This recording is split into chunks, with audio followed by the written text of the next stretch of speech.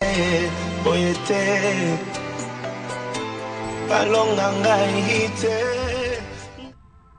de suite,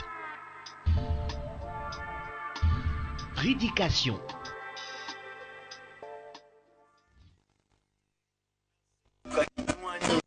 Konsomutu kakinwani la. Konsomutu kakinwani la. Konsomutu kudinwani la. Ouais, les gars, Véran Roger, Ezali Kaza, Nelo Wanzam. Il a la grâce de Dieu. En tout cas, dans Nelo Wanzam. on a dit que nous avons comme si une animation. C'est quand nous avons la Israël à Pambola. Pasteur Roger Azaeli Pambole na La grâce, il y a pour persuader Malobezo pénétrer et il y a même maison même délivrance, affranchissement là-bas dans Nzam.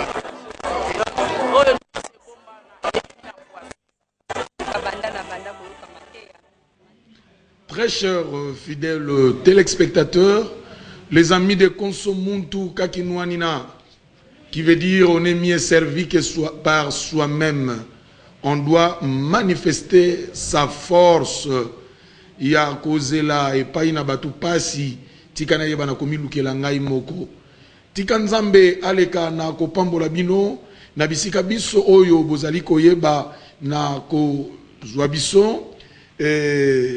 Merci ya koyeba na ko pona oezali votre chaîne la RTVS 1 pe ko kutana libaku ya koyoka musali na nzambe. Nous citons l'homme de Konsomuntu Kakinwanina. J'aimerais vous inviter à la prière. Yamboete Toyoka Oezali Lilobana Bomoy. Éternel notre Dieu Yozanzambe. Oye lingio yangwe ko salema lelo.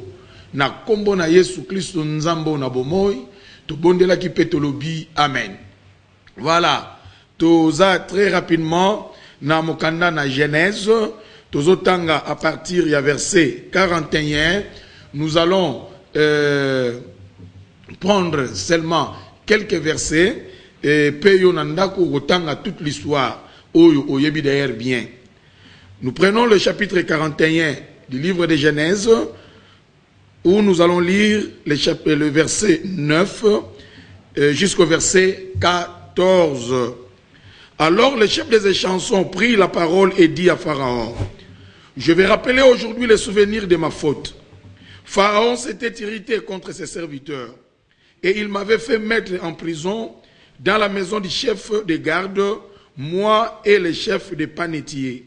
Nous eûmes l'un et l'autre un songe dans une même nuit et chacun de nous reçut une explication en rapport avec le songe qu'il avait eu. Il y avait là avec nous un jeune hébreu, esclave du chef des gardes. Nous lui racontâmes nos songes et il nous les expliqua. Les choses sont arrivées selon l'explication qu'il nous avait donnée. Pharaon me rétablit dans ma charge et il fit pendre le chef des panetiers. Pharaon fit appeler Joseph. On le fit sortir en hâte de prison. Il se rasa, changea de vêtements et se rendit vers Pharaon. Nous prenons le verset 39. Et Pharaon dit à Joseph: puisque Dieu t'a fait connaître toutes ces choses, il n'y a personne qui soit aussi intelligent et aussi sage que toi. Je t'établis sur ma maison et sur mon peuple, et tout mon peuple obéira à tes ordres. Le trône seul me levera de toi. Bien-aimé na lingio pretenga oezali, attention na yo, aussi mamalamu ni tongitoloba. La Bible nous parle de Joseph. Plus loin, les chansons et les panetiers du roi, n'a aussi Pharaon comme roi. Qu'en était-il, bien-aimé dans le Seigneur, passé exactement? Comme vous le savez, Dieu avait fait la promesse, Nanzela na Abraham, et ses descendants se retrouveraient na oezali boumbu na kati na mboka na bapaya, notamment mboka na Égypte. Et comme vous le savez, Nzambe na biso yemo kwa yebi nenga bandaka likambo na ye et yemo kwa yebi ba voix oyo emprunta kapa ko kisali kambango. Et yaki ko salama était parmi les descendants d'Abraham, tomoni oyo ezali mwana ya Jacob na kombo ya Joseph, oyo ayebaki kozala par ses propres frères, à cause ya ndoto. Ndoto yango nzokande, ezalaki toujours ko corroborer na oyo ezalaki volonté ya Nzambe. Bandeko na yeba koki ko supporter oyo ezali ndoto oyo te. Le rêve en question, ou le songe, disait ceci. Et Joseph a régné l'ikolo ya bandeko na ye. Lui-même, mais bien aimé dans le Seigneur, azalaki pendra te ko comprendre la quintessence ya ndoto oya kwa koyeba na osala. Mais ba yini na ye. Mais bien aimé dans le Seigneur, bangonde batu ba kwa koyeba na ko interpréter le yango fidèlement. Je m'en vais ouvrir une parenthèse ici. Le mal pour nous, l'homme se méconnaît. Moutami yebaka te exactement nani yazali. C'est ça le danger. L'homme est extraverti. Moto alingi kotala les autres. Moto nana zwangonga te amizong sakati na ye. C'est comme ça que ce philosophe avait dit en son temps, connais-toi toi-même. Joseph n'a pas valeur nakati na ndoto wana. Bien-aimé a préféré à que nous partager yango tellement qu'il ne voyait pas encore oyezalaki kilo ya oyezalaki songe kwa kosala.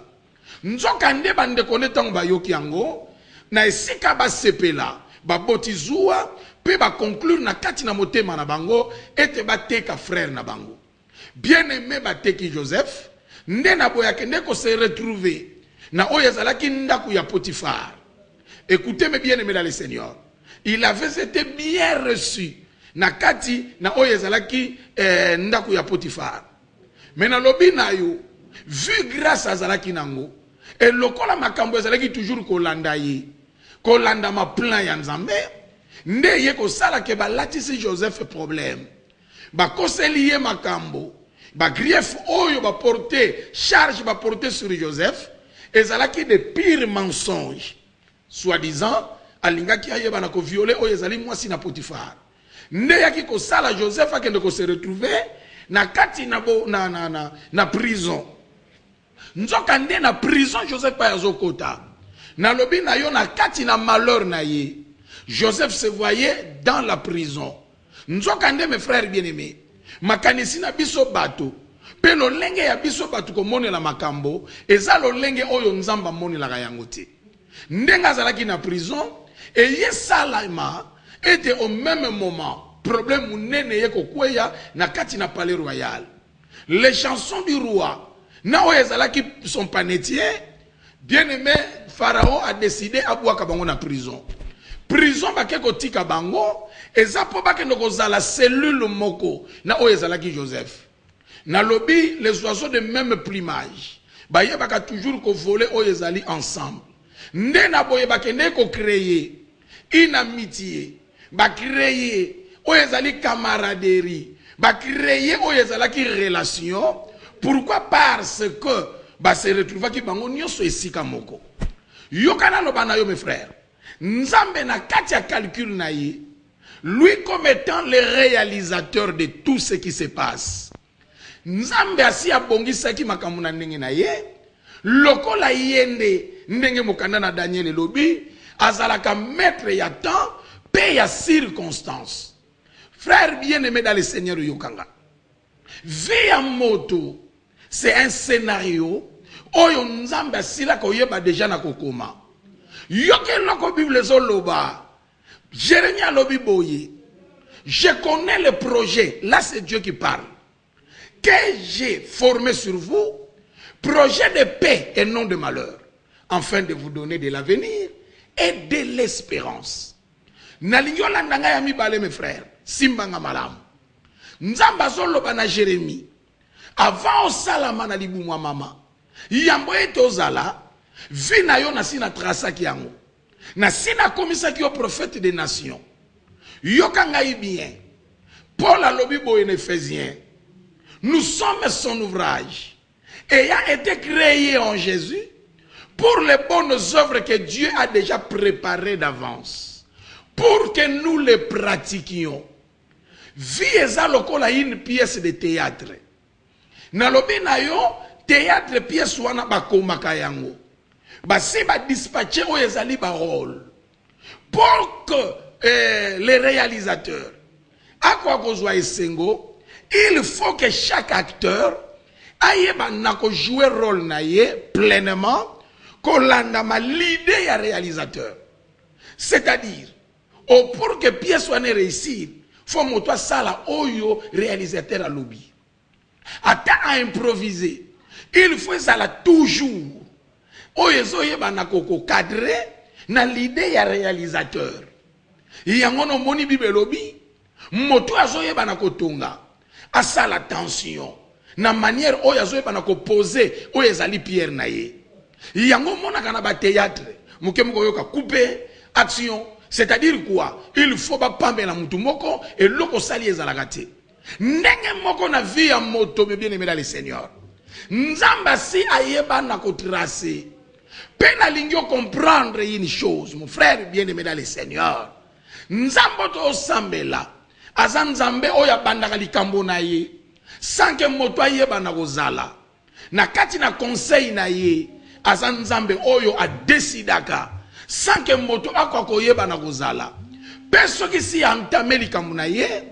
Azan nzambe oyo amemaka ngo tina suka. Bible lobi boye. Azali ye bandeli. Azali suka. Azalaka kaka commencement te. Abandaka eloko po asuki sakango. C'est comme ça qu'Azoloba, la fin d'une chose vaut mieux que son commencement. Écoutez-moi mes frères bien-aimés dans le Seigneur. Joseph nakati na boloko. Bien-aimé nandoto na ye. Joseph azo comprendre rien. Makamba ngwe ko yeba na kosale mandenge nini. Nzokande derrière les rideaux. Dieu était déjà en train de travailler. Makambo nyonso si ebongisama. Na bandeli kolobe loko senga makapa mutu eza nini. Zala connecté, zala branché na idée ya Nzambe.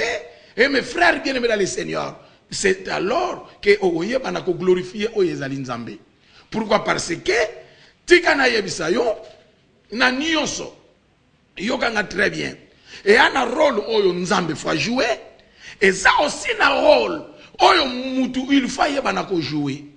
Mais na ligno comprendre bien. Je vais t'expliquer ces choses plus loin. Joseph tiba vandi na bapanetie na prison. Bible lobi boye. Bato oyo mibale baloti ndoto moko. Tangu tongo etani bako yeba te bakosala na ndoto yo nini. Nzokande c'était déjà le processus se bandi. Écoutez-moi mes frères. Vie et salama na opportunité. Na lobi na yo c'était une très grande opportunité. Joseph bande kone ba benga ye faiseur de songes. Pona koyeba na kotiola ye. Dossier kwa ina kati na prison. Bien-aimé domaine ya Joseph. Na lobili kaboza nango. Atamo kilie boyango etioli yango. Nazoloba na yo simbango malamu. Ataba tuba lobi ke no eza deje loko si ebeba. Ngana lobi na yo ebeba pona bango mebeba pona nzambete. Simba yango très bien. Écoutez-moi mes frères bien-aimés. Pon nzambe akosale la yo kaka na domaine na yo. Tango esenga ki bafuta oyo ezalaki mpako, Nzamba sengi kaka na ba pêcheur bokene na mai, bokanga mbisi, bopasule na kati bokozwa statere. Nzamba utiliser kaka savoir na bango. Bien-aimé tango baloti, comme vous le savez, pasi ya ndoto et quand il n'y a pas d'interprète. Tango tu interprétation te, na lobi ndoto comme sikombe pourquoi na loti yango. C'est Paul le dira plus loin.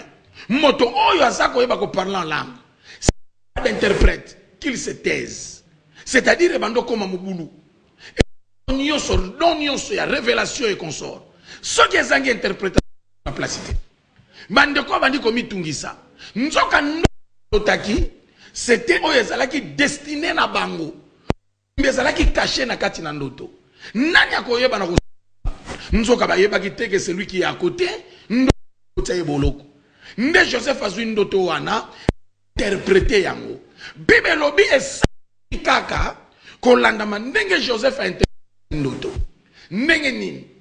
Le tie ye vie suki na nzela ba Andreye akufi.